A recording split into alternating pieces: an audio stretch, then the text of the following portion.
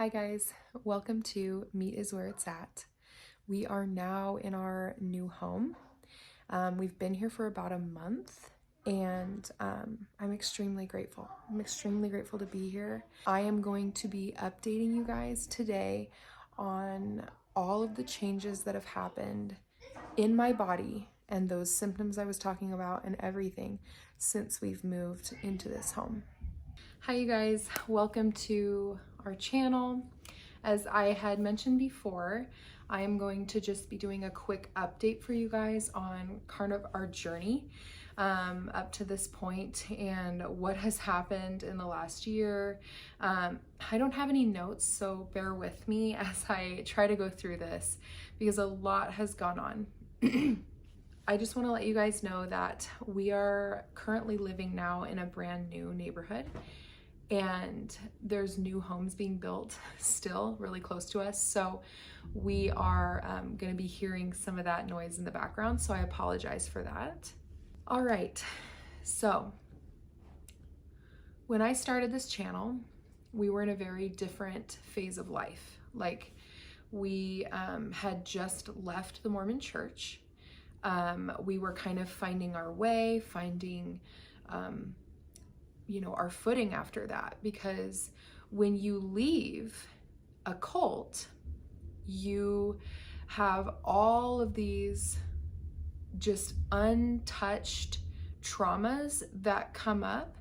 And unfortunately, the people around you don't understand. And they basically, they refuse to see what you've been going through. As we built up the channel and it gained a little bit of following pretty quickly,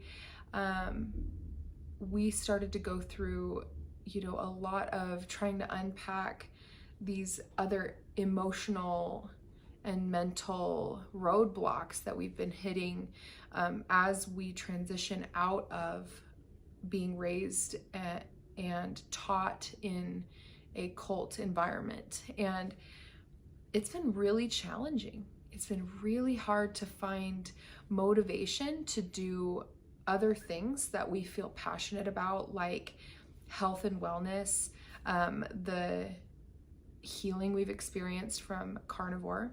I'm not going to go into a bunch of detail about that specific experience. I kind of touched a little bit on it in one of my other videos, why leaving Mormonism made me a carnivore. If you're interested, that's kind of a little bit touching on that, but that's not what this channel is about. But as we move forward, we might share more information about that or about our life in general, because it's not just about carnivore eating. I'm learning that having unresolved emotional trauma or mental health issues that you're trying to battle alongside your physical health, you're not going to fully reach your potential without touching on those things, without roping those things into your overall health. Let me talk a little bit about the experience we had in our last house, the 105-year-old house. We moved in there. I was at my peak health. Like, I'd been carnivore for 9 months. I was feeling good. I was feeling like I can do anything. I can take on the world. And boy, was I humbled. When we moved into that house, immediately my mental health absolutely collapsed. Like, I have never experienced anything like that before. And I found out through a little bit of therapy, my therapist told me that he diagnosed me with a severe adjustment disorder, which is also a stress response syndrome. And I have never experienced that level, I would say, of stress and the lack of being able to function in any way. And I was physically very, very healthy. I'd healed a lot of things using the carnivore diet. In that transition, as I was going through that disorder, after literally a day, the same day that we moved, that happened. Unless you've been through an adjustment disorder like that you wouldn't understand, what that entails. During that transition, I went back to eating a lot of things that were really not good for me, like McDonald's, Taco Bell, things that were like just so bad for me, and binge eating again. That came screaming back, which I wasn't surprised, but of course that led to really low moods, really sick body, just worse than I was before I started carnivore the first time, because my body knew what it was like to be healthy and it wasn't used to this treatment anymore. And then when you go back so quickly, it just destroyed my health and my mental health and all this stuff. So my hair started falling out. It's doing better now, but it was falling out. In my video that I made in November, I think it was November, you can tell, like when you look at that video, you can tell how sickly I am. As we lived there, things got a little easier. The adjustment got easier. But then all of these other symptoms started popping up even after I tried to go back to animal-based eating. So I would go a couple of weeks or so eating animal-based and none of my symptoms would get better. Everything would stay the same.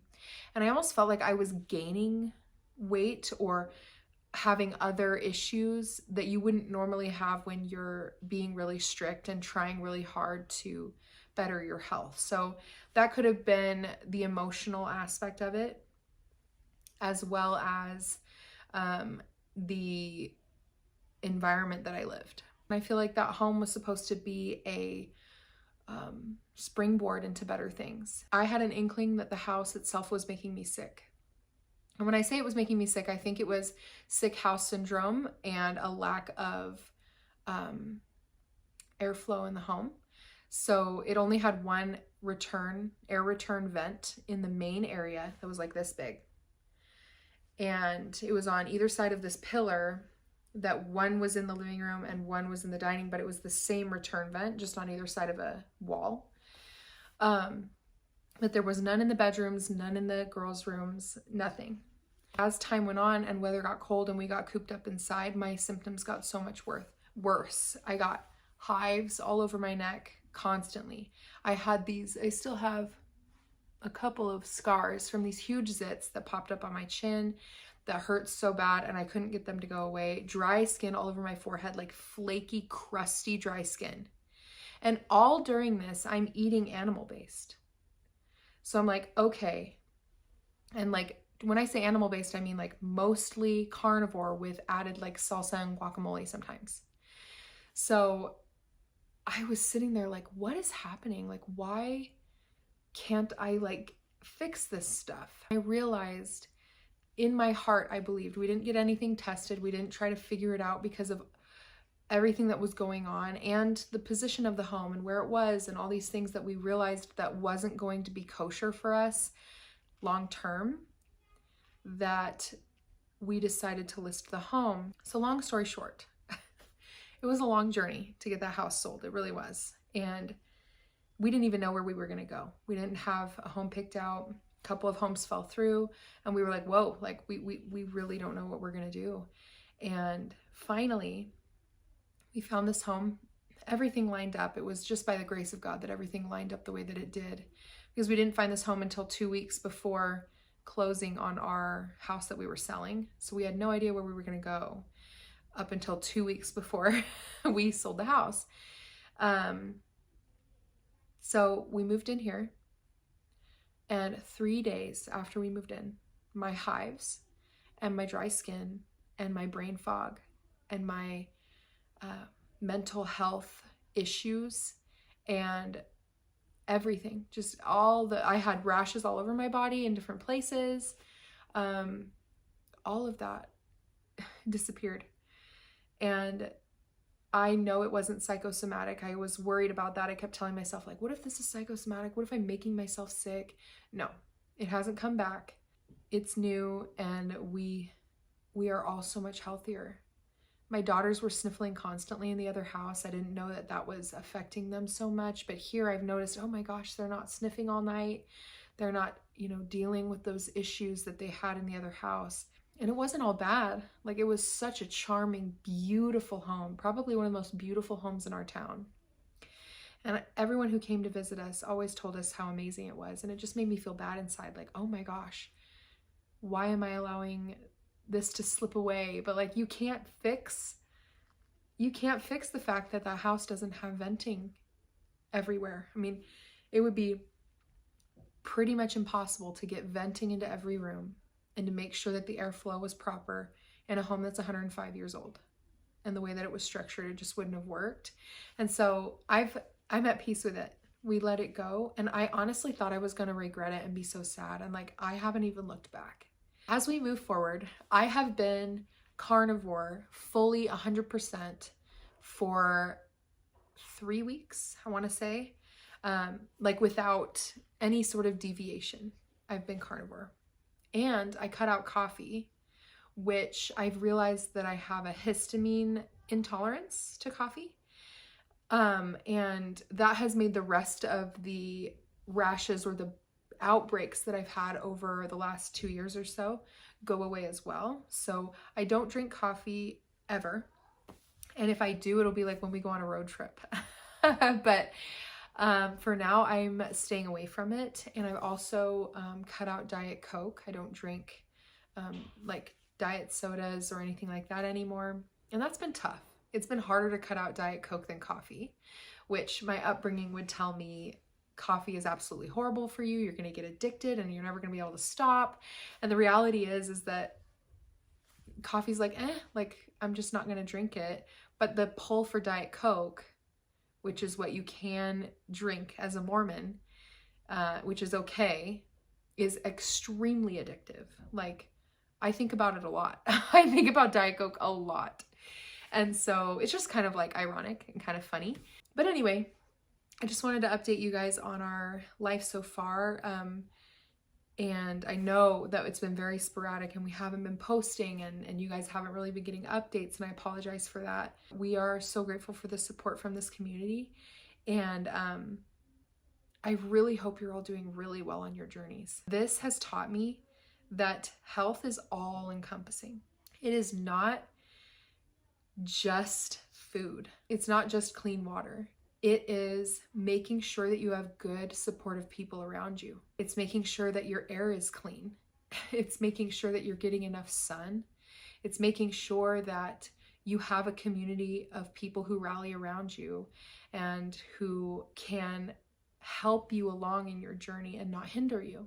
And I think a lot of these things are not put into practice because people just focus on the food, or they focus on not vaccinating their kids, or whatever, you know, they put importance on, but it's all encompassing. All of it matters pretty much the same amount as all the rest of it, right? All of these blocks are so important. I've learned that through this whole experience, that it needs to be all encompassing. I hope that all of you are doing so well on your journeys, and please share how you're doing in the comments. If you've struggled like we have over the past year, or if you're just excelling and you're reaching all of your goals, please share with us. It's very encouraging and very inspiring for us. We love you guys and we love this community.